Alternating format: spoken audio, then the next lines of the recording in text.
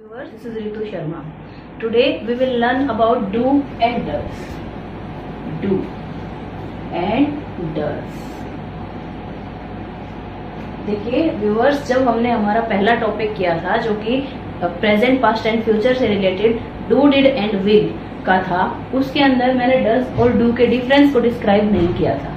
आज मैं उस डिफरेंस को डिस्क्राइब करने जा रही हूँ अपने इस वीडियो में। देखिए डू और डज, देखिए इसके अंदर अक्सर बच्चों को, सीनियर्स को भी कंफ्यूजन होती है कि ये जो है ये क्या है और इसमें किस तरह से सब्जेक्ट डिस्ट्रीब्यूशन होता है। तो मैं आज इसको एक स्टोरी टाइप में डिस्क्राइब करूंगी ताकि बच्चों को भी बहुत आसानी से ये समझ में आए। देखिए मान लेते हैं, सपोज कीजिए डू एंड डज दोनों जो है प्रेजेंट इंडेफिनिट में यूज होते हैं, प्रेजेंट में काम आते हैं। तो हम मान लेते हैं कि ये दो भाई हैं एंड ये छोटा भाई है, ये बड़ा भाई है। क्यों? क्योंकि इसके अंदर दो लेटर हैं और इसमें चार। सो इसीलिए हम मान लेते हैं ये छोटा भाई है और ये बड़ा भाई है। अब देखिए होता क्या है, इन दोनों के बीच में सब्जेक्ट डिस्ट्रीब्यूशन होता है। जैसे दूसरे भाई बहनों में बहुत सारी चीजों का, चॉकलेट्स का और दूसरी चीजों का, टॉयज का डिस्ट्रीब्यूशन होता है, इसी तरह से इन दोनों डू और डज भाइयों के अंदर इनकी प्रॉपर्टी जो है वो प्रोनाउंस एंड नाउन्स है, उनका डिस्ट्रीब्यूशन होता है। अब देखिए डू को किसको क्या मिलेगा और डज को क्या मिलेगा, ये देखने की बात है। अब होता क्या है, कई बार जो छोटा बच्चा होता है उसको अक्सर अच्छी चीजें मिल जाती हैं और डज जो है वो बड़ा बच्चा मान लेते हैं हम, और वो ये कहता है कि मैं तो किसी से भी काम चला लूंगा क्योंकि मैं बड़ा हूं। तो अब देखते हैं डू को क्या मिलता है और डज को क्या मिलता है। तो यहां पर होता है सब्जेक्ट डिस्ट्रीब्यूशन। डू को मिला आई, वी, यू एंड दे। ये चार प्रोनाउन किसको मिले? डू को। अब वाली आई डज की। डज को क्या मिला? डज को मिला he, she, it and any name.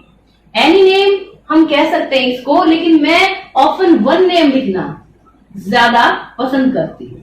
One name in the sense, अगर हमने वन नेम लिखा तो ये सिंगुलर है और डज को सिंगुलर सब्जेक्ट्स मिले हैं। अगर ये नेम टू हो गए या टू से ज्यादा हो गए, मतलब प्लूरल हो गए, तो वो फिर डू में आ जाएंगे। क्यों? क्योंकि वो दे बन जाते हैं, वी बन जाते हैं, ज्यादा हो जाते हैं। तो अब देखिए ये जो स्टोरी है, इस स्टोरी के अकॉर्डिंग ये जो डिस्ट्रीब्यूशन है ये हुआ कैसे।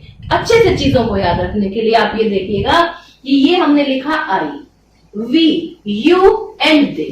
अब मैं कहूंगी ये सारे ताकतवर सब्जेक्ट हैं और ये सारे कमजोर सब्जेक्ट हैं। अब ताकतवर और कमजोर ये बने कैसे? मान लेते हैं, ऐसा कुछ ग्रामर में नहीं है, but to make the children understand that ये ताकतवर है और ये कमजोर है, ताकि उनका जो कंफ्यूजन है वो टोटली रिमूव हो जाए और उनको इस बात में कभी कंफ्यूजन ना हो कि डू किस में लगेगा और डज किस में लगेगा। क्यों? क्योंकि ये बहुत ही एक इम्पोर्टेंट टॉपिक है ये कि ये फॉर्मूला, ये डिस्ट्रीब्यूशन केवल डू और डज में यूज नहीं होता, इसके अलावा हैज और हैव को भी डिस्क्राइब हम इसी सब्जेक्ट डिस्ट्रीब्यूशन से करते हैं, जो हमने हैज और हैव की वीडियो में भी देखा है।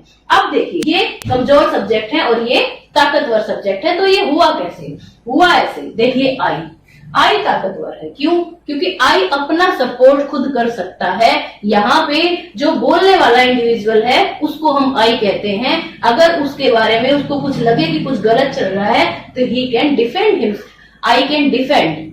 और अगर वी की बात करते हैं, वी भी जो है बहुत ही पावरफुल सब्जेक्ट है। कैसे? क्योंकि ये संख्या में ज्यादा है और इसके बावजूद भी वी जो है ये फर्स्ट पर्सन ही है, ठीक है, और उसके अलावा संख्या में भी ज्यादा है, तो ये अपना पक्ष स्वयं रख सकते हैं। उसके बाद बात आती है यू की। यू इट मीन्स जो हमारे सामने है, जिससे हम बात कर रहे हैं, और जब भी सिचुएशन होगी, जब तक हमने क्वेश्चन पूछा वो यू हमारे सामने था, लेकिन जैसे ही वो आंसर देगा वो यू आई में बदल जाएगा, यानी कि अपनी बात खुद स्वयं कह सकता है। तो इसलिए यू भी क्या है? एक ताकतवर सब्जेक्ट है। और जब हम बात करते हैं दे की, दे भी एक ताकतवर सब्जेक्ट है। वैसे तो ये थर्ड पर्सन है पर ये संख्या में ज्यादा है, so that we call it a powerful pronoun.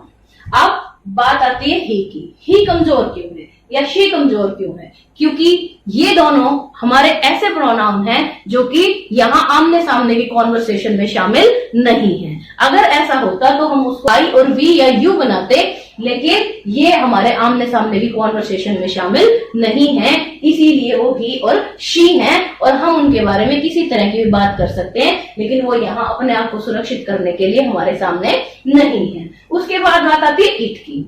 It क्या होता है? कोई भी नॉन लिविंग थिंग जो कि सिंगुलर है। इसके अलावा बर्ड, एनिमल। अब देखिए वो क्या खुद को डिफेंड कर सकते हैं? लगता है आपको? अब देखिए ये मार्कर है, ये इट है। अगर मैं चाहूं तो इसको ऐसे मोड़ूं, तोड़ूं या इसकी कैप को फेंक दूं या इसको डिस्ट्रॉय कर दूं तो ये अपने लिए आवाज नहीं उठा सकता, तो हमने इसको कमजोर सब्जेक्ट माना, इसीलिए हमने इसको डज के साथ डिस्क्राइब किया। उसके बाद बात आती है वन नेम।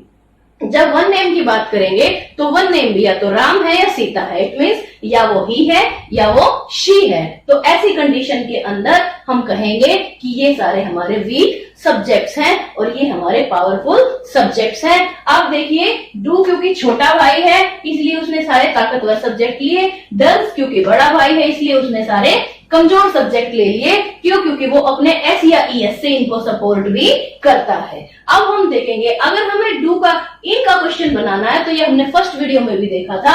हमने क्या पूछा? Do you go? तो सामने वाले ने रिप्लाई किया यस आई गो और इधर आई डू नॉट गो। बट अगर हमें ही के लिए क्वेश्चन फॉर्म करना है तो हम क्या करेंगे? Does he take food? So तीसरा कोई और ही आंसर देगा ही टेक्स फूड और ही डजंट टेक फूड। ऐसी कंडीशन के अंदर हमने क्या किया? हमने इसको एस या ईएस का सपोर्ट किया। क्यों? क्योंकि जब हमने क्वेश्चन फॉर्म किया या जब हमने नेगेटिव आंसर दिया तो हमने डज को साथ में रखा, और जब हमने पॉजिटिव आंसर दिया तो उसने कहा कि यस ही टेक्स फूड, तो वो एस या ईएस हमने किसको दे दिया? मेन वर्ब को। क्यों? क्योंकि हमारे पास एक ही एस या ईएस है।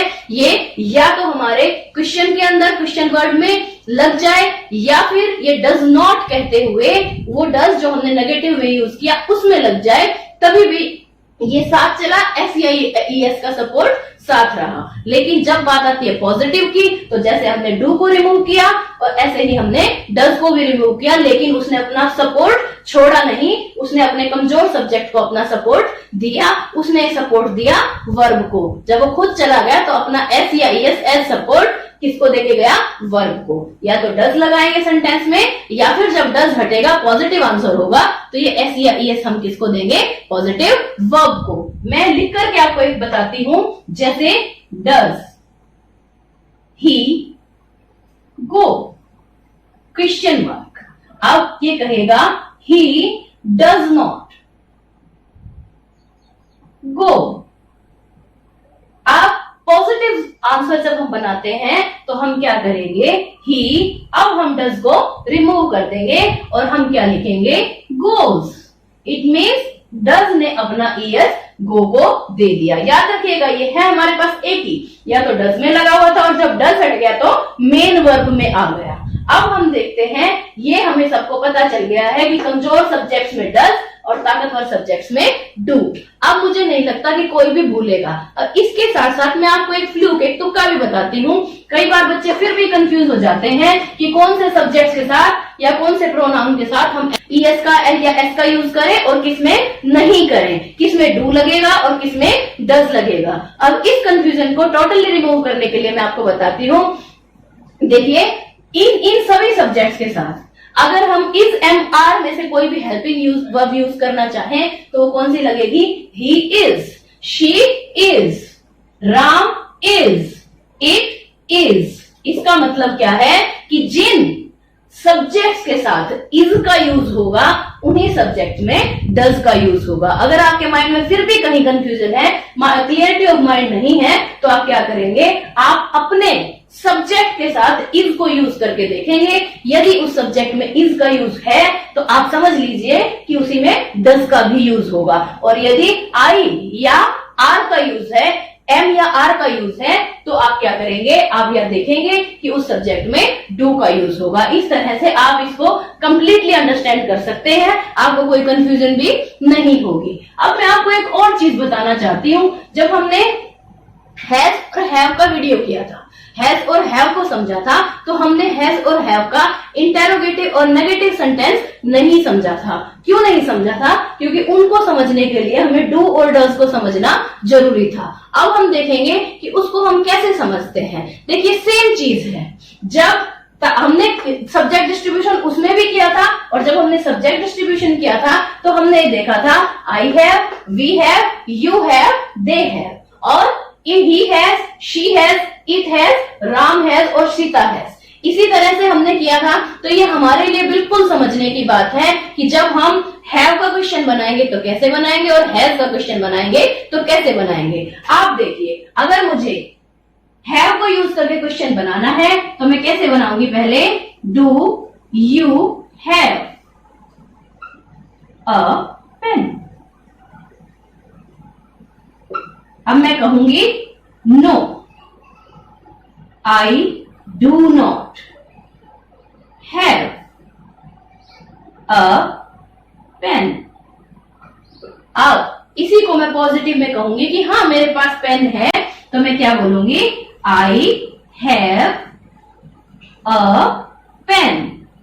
अब मैंने हैव को यूज करके डू के साथ आई से रिलेटेड बातचीत की, लेकिन जब हम डज को यूज करके क्वेश्चन बनाएंगे तो हम देखेंगे कि उसके अंदर क्वेश्चन कैसे बनेगा, क्वेश्चन में क्या अलग है, और जब नेगेटिव बनाएंगे तो उसमें क्या अलग है, और जब उसको पॉजिटिव आंसर आएगा तो क्या अलग हो जाता है। उसके अंदर सेम फॉर्मूला फॉलो होगा जो हमने पहले क्वेश्चन के अंदर बनाया था। देखिए, अब मैं एक और क्वेश्चन बनाती हूं। डज ही, अब हैव का ही यूज होगा अ पेन, क्वेश्चन मार्क। हैव का ही यूज क्यों हुआ? क्योंकि जैसे मैंने गो के साथ सेंटेंस बना करके आपको दिखाए थे और देखा था हमने कि जब तक डू के पास एस लग के वो डज बना है और वो सेंटेंस के अंदर मौजूद है, तो ये जो वर्ब है इसमें एस का यूज मेन वर्ब में नहीं होगा। अब वो मना करेगा, he does not have a pen. आप देखिए इसके अंदर भी डज लगाया है मैंने और हैव को हैव ही रहने दिया है, लेकिन जब हम पॉजिटिव फॉर्म करेंगे तो हम देखेंगे ही हैज अ पेन। तो इस तरह से हमने क्या किया?